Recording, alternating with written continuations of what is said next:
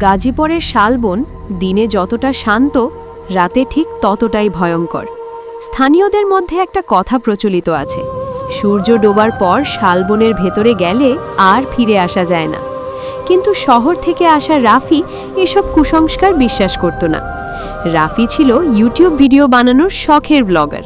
সে সিদ্ধান্ত নিল গাজীপুরের শালবনের ভেতরে রাত কাটিয়ে একটা রিয়েল ঘোস্ট এক্সপিরিয়েন্স ভিডিও বানাবে।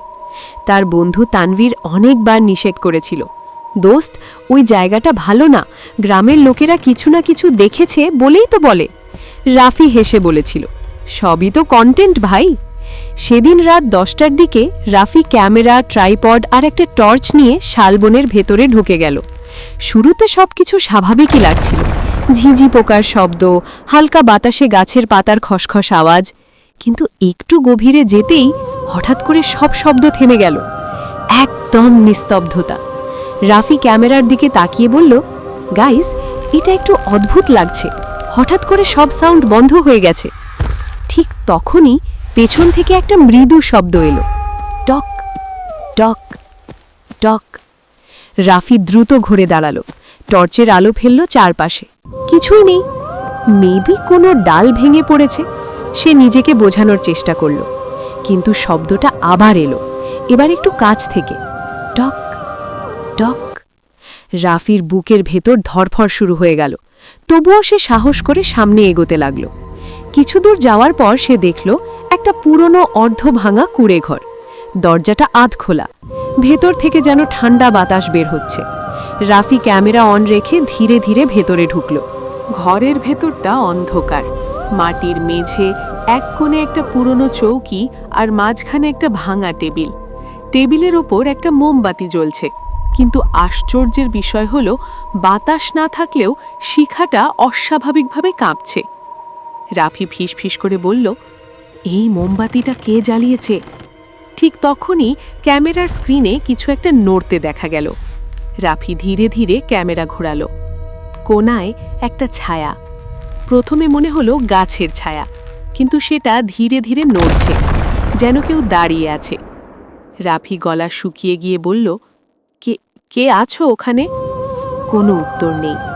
হঠাৎ সেই ছায়াটা একটু এগিয়ে এলো, আর তখনই বোঝা গেল ওটা কোনো মানুষের ছায়া না, ওটা যেন লম্বা অস্বাভাবিক আকৃতির কিছু।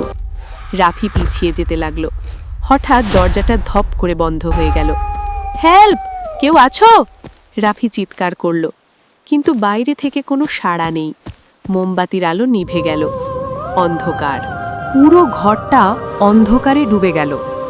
রাফি শুধু নিজের শ্বাসের শব্দ শুনতে পাচ্ছিল। হঠাৎ তার কানের কাছে ঠান্ডা একটা নিঃশ্বাস অনুভব হলো। কেউ খুব কাছে দাঁড়িয়ে আছে। তুমি কেন এসেছো? একটা ফিসফিস কণ্ঠ ভেসে এলো। রাফির শরীর কাঁপতে লাগল। সে ধীরে ধীরে পিছনে তাকালো, কিন্তু কেউ নেই। কণ্ঠটা আবার এলো, এবার আরও কাছে। এটা আমার জায়গা। হঠাৎ তার কাঁধে কেউ হাত রাখল। রাফি চিৎকার করে দরজার দিকে দৌড় দিল। দরজাটা হঠাৎ খুলে গেল, আর সে বাইরে বের হয়ে এলো। সে দৌড়াতে লাগল যত দ্রুত পারে। বনের বাইরে এসে সে থামল, হাঁপাতে হাঁপাতে পিছনে তাকালো। কেউ নেই। সব কিছু আবার স্বাভাবিক। ঝিঝি পোকার শব্দও ফিরে এসেছে। সবই কি হ্যালুসিনেশন? রাফি নিজেকে প্রশ্ন করল। সে বাসায় ফিরে এলো, ক্যামেরাটা অন করে ফুটেজ চেক করতে লাগল। প্রথমে সব ঠিকই ছিল, কিন্তু কুঁড়ে ঘরের ভেতরের ফুটেজে এসে সে জমে গেল। স্ক্রিনে দেখা যাচ্ছে রাফি একা না, তার ঠিক পেছনে একটা লম্বা কালো ছায়া দাঁড়িয়ে আছে।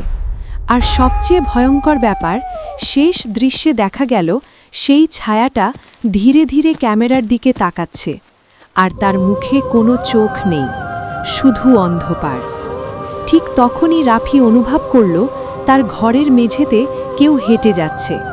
সে নিচে তাকালো, ভেজা পায়ের ছাপ দরজা থেকে তার বিছানার দিকে আসছে, আর সেই ছাপগুলো থেমে গেছে ঠিক তার পায়ের কাছে। পেছন থেকে সেই একই ফিসফিস কণ্ঠ, তুমি তো ফিরে এসেছো, কিন্তু আমি তো তোমার সাথে এসেছি।